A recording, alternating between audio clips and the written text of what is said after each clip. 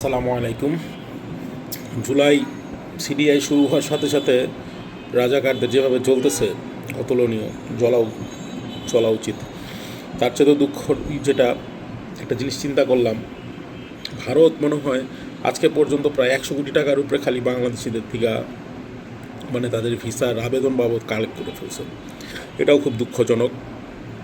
যেই খানকির পোলারা মাদার চোতেরা দিল্লি না ঢাকা স্লোগান দেয়, তাদের মধ্যে নাকি 80%-এরও বেশি গিয়ে এখন দাঁড়ায় গেছে মাদার চোত খানকির পোলা, বেশ্যার পোলা, ওই কি জানি সহবাস করে দিন টাইপ, এরকম টাইপের গালাগালি যুক্ত বর্গীয়।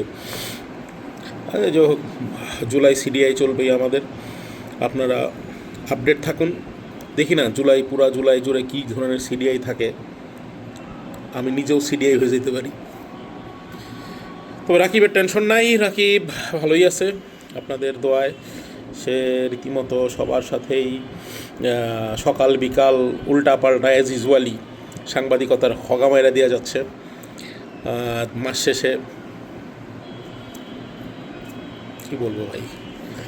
যাই হোক, আল্লাহ হাফেজ। জয় বাংলা, জয় বঙ্গবন্ধু।